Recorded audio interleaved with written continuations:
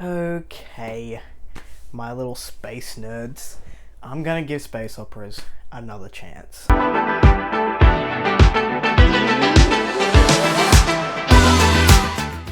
Hello everyone and welcome to A Fictional Escapist.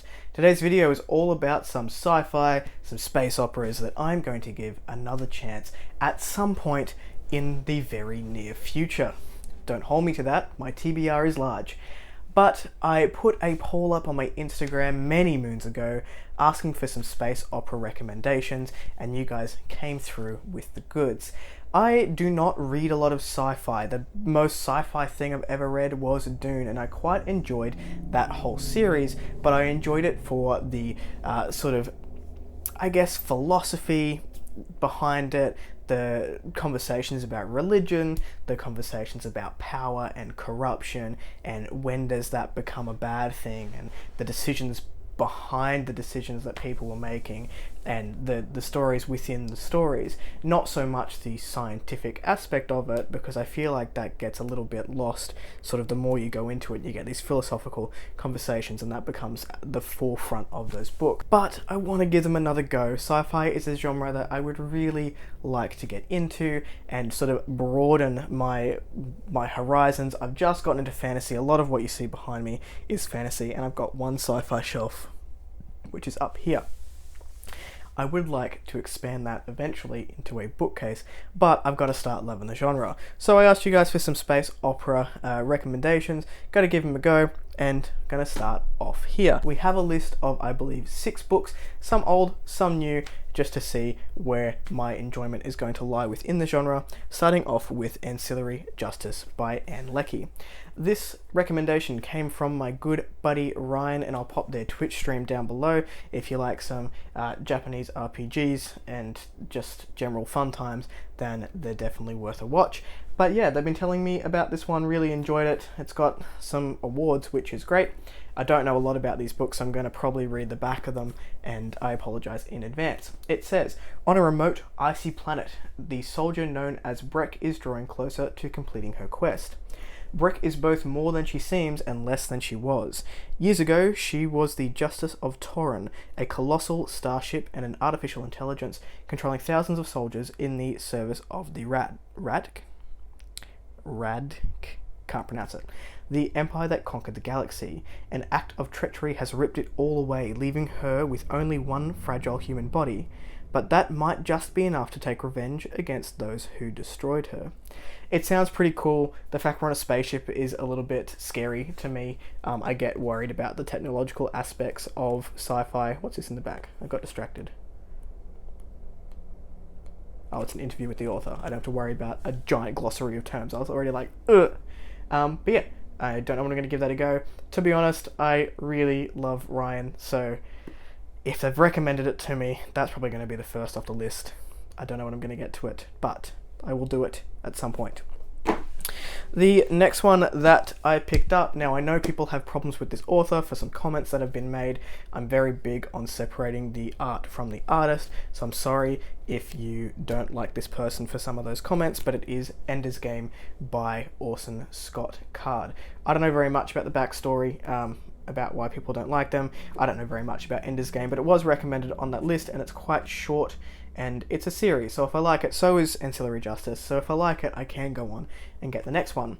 This one says, Earth has been under attack for generations. An alien race is poised for the final assault. At the battle school, Andrew, Ender Wiggin, thinks he is playing computer war games. He is in fact engaged in something far more desperate. Is Ender the general Earth needs? The only way to find out is to throw the child into ever harsher training, to chip away and find the diamond inside or destroy him utterly. Ender Wiggin is 6 years old when it begins, and he will grow up fast. It sounds kind of cool. I think I read something like this when I was a kid. I don't know whether this is technically YA or whether it's adult. I don't know, but I am willing to give it a go. It's nice and short. Yeah, we'll see. The next one I have is an older entry. I hate this sticker that's not a sticker, but it is Foundation by Isaac Asimov. I believe this is a trilogy. I know relatively nothing about it, except that, hey, it's been adapted for Apple TV, so good on you, Asimov. But this is one that I've heard a lot about doing the rounds for like a more classic sci-fi. The back says the Galactic Empire has prospered for 12,000 years.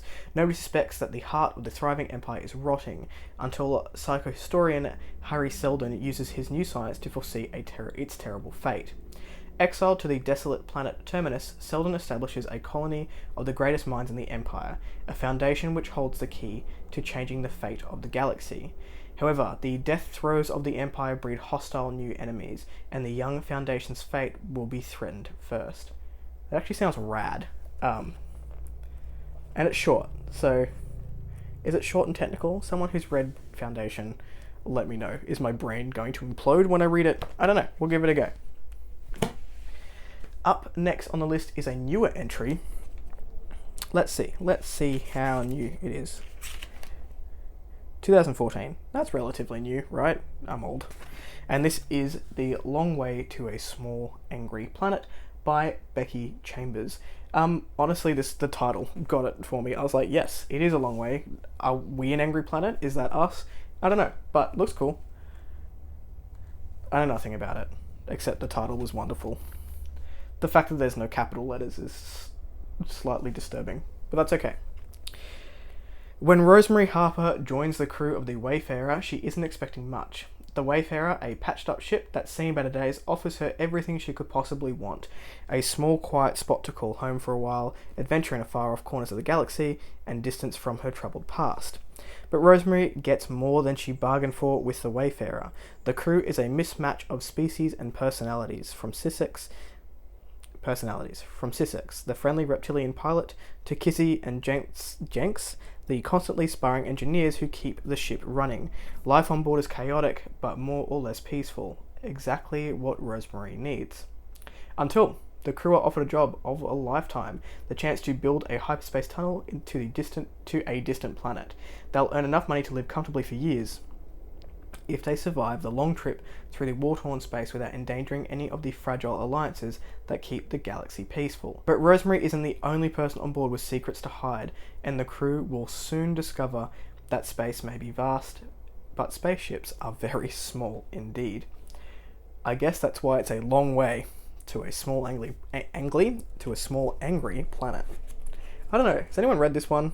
This sounds kind of cool too. This one sounds up my alley. It's like a character-based thing where there's a lot of tension. I love drama. Love drama so much. Okay, we've got two more that we're going to talk about here. Alright, the next space opera that I picked up will not come as a shock to anyone, and that is Leviathan Wakes by James S.A. Corey.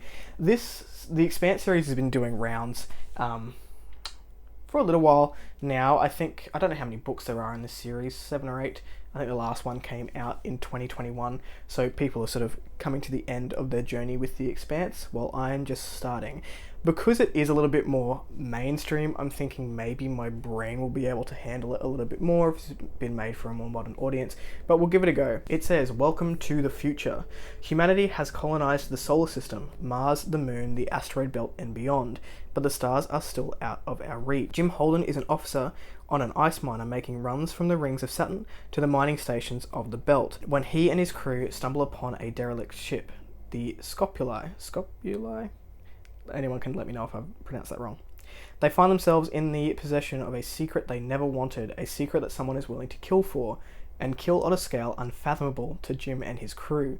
War is brewing in the system unless Jim can find out who left the ship and why. Detective Miller is looking for a girl, one girl in a system of billions, but her parents have money and money talks. When the trail leads him to the Scopuli and the rebel sympathizer, Holden, he realizes that this girl may hold the key to everything. Holden and Miller must thread the needle between the Earth government, the outer planet, revolutionaries, and secretive corporations, and the odds are against them. But out in the belt, the rules are different, and one small ship can change the fate of the universe. As close as you'll get to a Hollywood blockbuster in book form." I don't know, it sounds pretty cool. I don't know, it sounds spacey, so I don't know how we'll go. The last one that I picked up, and I've actually gone and picked up all of the available books in the series, is the Sun Eater series by Christopher Rockio. Now, the first book, Empire of Silence, has not yet arrived. It got damaged in transit, so that will come a little bit later. And I'm only going to give you the first book's sort of synopsis, just so I don't get into spoiler territory. And book 2, I don't know, it's in transit somewhere, but I have got book 3, which is Demon in White. I know book 4 and book 5 are coming out this year. Damn, that font is small. I have to get like a monocle to read it. Like, no, it's not that small, it's slightly dramatic. I hope all the books are the same size, because I hate that when they come in different sizes. It's fine, I'm not going to re-buy them. I digress. I've heard a lot about the Sun Eater series. I've heard a lot about Christopher Roccio's writing, and that it's space opera, but it's also high fantasy. So fantasy readers find it quite approachable, and they really love the story. So I will pop a picture of books 1, Empire of Silence, and book 2, which I believe is Howling Dark, and then book 3 you've just seen. The galaxy remembers him as a hero, the man who burned every last alien Silson from the sky. Pronunciation, forgive me. They remember him as a monster, the devil who destroyed a sun, casually annihilating 4 billion human lives, even the Emperor himself, against Imperial orders. But Hadrian was not a hero. He was not a monster. He was not even a soldier. On the wrong planet at the right time, for the best reasons, Hadrian Marlowe starts down a path that can only end in fire. He flees his father and a future as a torturer, only to be left stranded on a strange backwater world.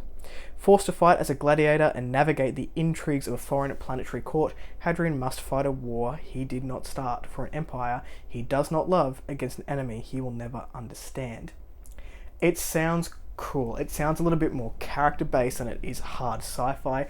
I don't know, but I am most confident in this series gripping me just because of those fantastical elements, and that genre being one that I prefer to read. So I picked up the first 3. If I like them, I will buy books 4 and books 5 next year.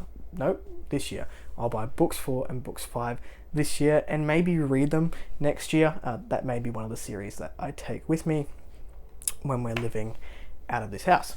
Anyway, that's it. That is giving space opera a chance. Do you have any recommendations? Pop them down below. If you like the video, give it one of them. If you want to see more of it, click subscribe at your will, and I will catch you in the next one. Ciao.